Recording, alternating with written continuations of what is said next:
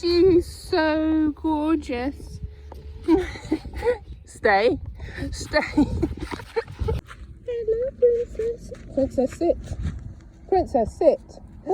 Good girl. Hi everyone, welcome back to my channel. My name is Melanie and I wanted to share with you a few essentials that I brought from England to Jamaica, which I think would be very useful for you to have if you're considering the move. Let's get into it. One of the best things about living here in Jamaica is that you can grow most of your own food here. The climate makes it possible to grow all year round, which is something I'm really leaning into as part of our homestead journey. Even growing a little bit of your own food makes a difference. The next essential items are solar lamps. These are great, especially when there's a power cut, and they give off a good amount of light too.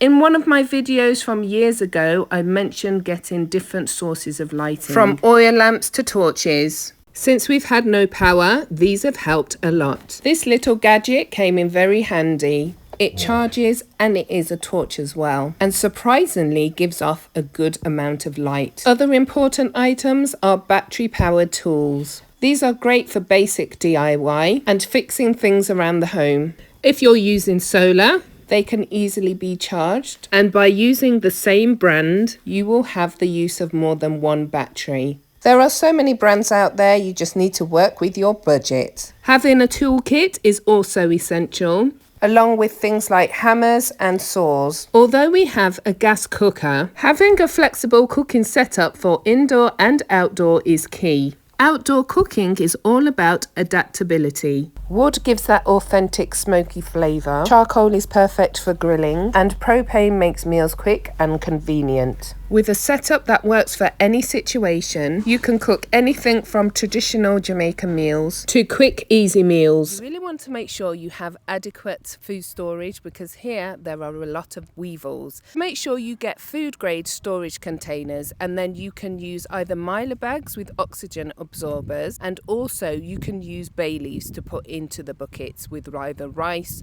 or oats. We use rainwater for certain things like washing, cleaning and laundry. We also have a gravity water filter for drinking and have a good supply of water purification tablets. I mentioned this before in another video that I did a couple of years ago, and it still applies today. So the major items like the solar generators, they were already here, so it's worth purchasing those.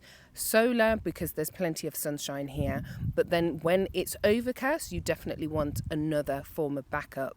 Another thing that I purchased that came in really handy was a portable fan, and you just put it out in the sun and it charges. It also charges little items like your phones.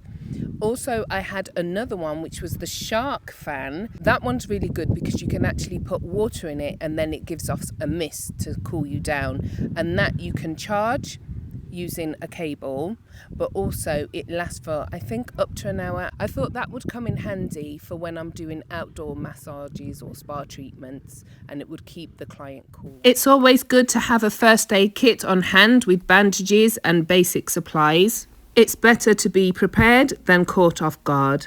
A fire starter is super useful for emergencies, and keep extra matches and batteries too. I use this Country Living encyclopedia. It's full of really handy tips for off-grid living. It's one of my go-to books.